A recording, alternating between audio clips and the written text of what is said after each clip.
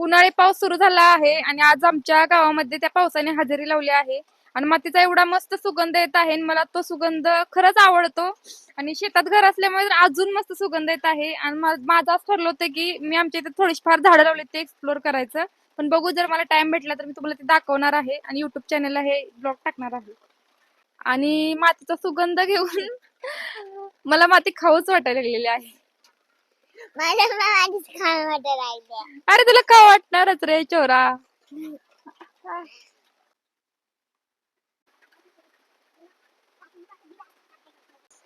श्रीशाला माझ्या पहिल्या पावसात भिजायचं आहे आणि ती मला खूप दिवस झाला आल्यापासून बोलते, मम्मा पाऊस कधी येणार आहे, मला त्या पावसात भिजायचं आहे. तर मी तिला बोलले भिज बिंदास्त, कारण मुंबईमध्ये ही मजा घेता येत नाही जी गावाकडे भेटते ती. आमच्या बापूंनी इथे शेवग्यात झाड लावलेलं आहे. आता ऍक्च्युली ते दिसत नाही प्रॉपर तुम्हाला व्यवस्थित व्हिडिओ मध्ये. इथे घेवड्याच्या शेंगा लावलेल्या आहेत. हे घराजवळच गार्डनिंग केलेलं आहे आमच्या बापूंनी. आता पाऊस आलाय, ते मोठं झालं तर आम्ही खाणार. काय खाणार तुम्ही? कोणतं झाड आहे ते? चिक्कू झाड. हे चिक्कूचं झाड आहे. याला खूप सारे चिक्कू लागले आहेत आणि हे माझ्या दिरांनी लावले आहे. कोरोनामध्ये लावले ऍक्च्युली, त्याला 4-5 वर्ष होऊन गेले आणि खूप सारे चिक्कू आले आहेत त्याला. हे माझं आमचं झाड, पण आम्ही लावले खूप खूप आले त्याच्यावर, जरा कमी येते.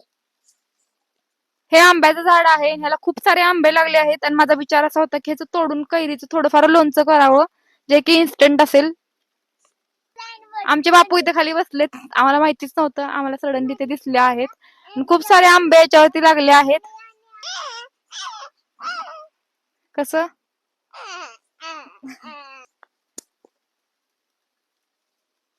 आणि हे पण आंब्याचं झाड आहे. मी याच्या खाली उभारले त्यामुळे तुम्हाला प्रॉपर वरतीपर्यंत दिसणार नाही. आणि ह्याला पण खूप छोटे छोटे आंबे लागलेत. मला वाटतं मी उन्हाळ्याच्या सुट्टीत नेक्स्ट मंथ मध्ये आल्यावर मला हे खायला भेटतील. अगेन नंतर आणि चिक्कूचं झाड लावलेलं आहे दुसरं. आणि मी खूप दिवसातून खाली बांधावरती आले आहे आणि हे बघा चिक्कू पण खूप सारे लागले आहेत. तिकडे बघेल तिकडे सगळे चिक्कूच आहेत. आणि हे जास्वंदाचं झाड आहे आणि ह्याला पण खूप सारी फुलं लागली आहेत, पण सकाळी ते तोडून आमच्या देवाला घातली आहेत बापूंनी. झाडाच्या प्रेमात पडायसारखं हे झाड आहे गुलाबाचं लावलेलं. खूप मस्त मस्त फुलायला लागलेले आहेत आणि एवढी फुलं लागली आहेत की मोजू पण शकणार नाही, एवढी फुलं त्याला लागलेली आहेत. हे गावठी झाड आहे आय थिंक, त्यामुळे त्याला एवढी फुलं लागलेली आहेत.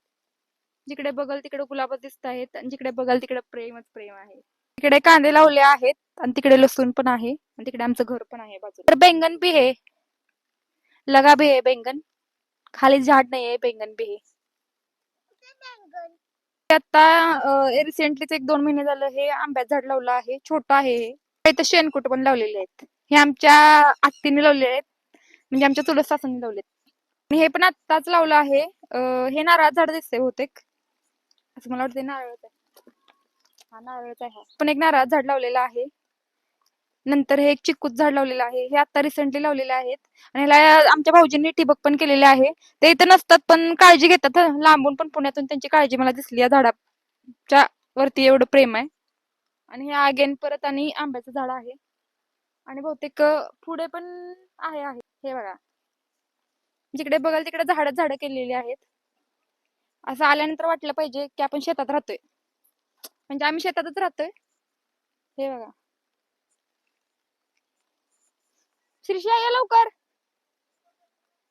हे पण आंब्याचं झाड आहे. हे मिरची आहे. परत एकदा चिक्कू, बहुतेक आमच्या भाऊजीने चिक्कू आवडतात म्हणून सगळीकडे चिक्कू चिक्कू केलेले आहेत. इथं पेरूचं पण झाड दिसतंय आपल्याला. पण चिक्कू जिकडे बघल तिकडे चिक्कूच लावलेले आहेत. बहुतेक चिक्कू आता विकणार आहेत. मार्केटिंगला आमच्या चिक्कू एक्सपोर्टिंग होतील बहुतेक. लास्टवाला मी काय ओळखलं नाही कशात झाड आहे ते तुम्हीच सांगा. काय करताय तुम्ही? कांदा मुरतोय. काय आपण आमच्या व्हिडिओ मध्ये यायचं होतं. कांदा मोडायला लागलेत म्हणजे त्यांना मोडून 2 दिवसांनी पाणी देणार आहेत आणि परत ते काढून घेणार आहेत. आणि श्रीषा तू काढू लागणार का? हा ना, मग मदत करायची चल. आणि ह्या पहिल्या पावसामध्ये असं आम्ही भिजत आहे. श्रीषा पण मागे भिजत आहे. श्रीषा इकडे पावसात ऍक्च्युली माझा माईक पण भिजत आहे आणि माझा मोबाईल पण भिजायला लागलेला आहे. आणि आता असं मला वाटत आहे की आता घरात जावं, तर मी आता घरी जाते, नाहीतर माझ्या मोबाईलची आणि माईकची दोन्हीची पण वाट लागेल. आणि मी घरी आलेली आहे आता, आय मीन घरी चालले. हा आमचा पोर्च आहे बाहेरचा. तर माझा ब्लॉग कसा वाटला कमेंट करून नक्की सांगा. मला असा एक लाईव्ह ब्लॉग बनवायचा होता जेणेकरून मला बोलता येते का लाईव्ह हे बघायचं होतं, बाकी काहीच इंटेन्शन नव्हतं. असंच एक रॅन्डमली म्हटलं शूट घ्यावा. पाऊस पण येतोय मस्त आणि वातावरण पण एकदम मस्त झालं होतं. म्हणून हा शूट मी घेतला आहे. आणि इकडे आमची जनावर पण आहेत पाठीमागे. Bye bye.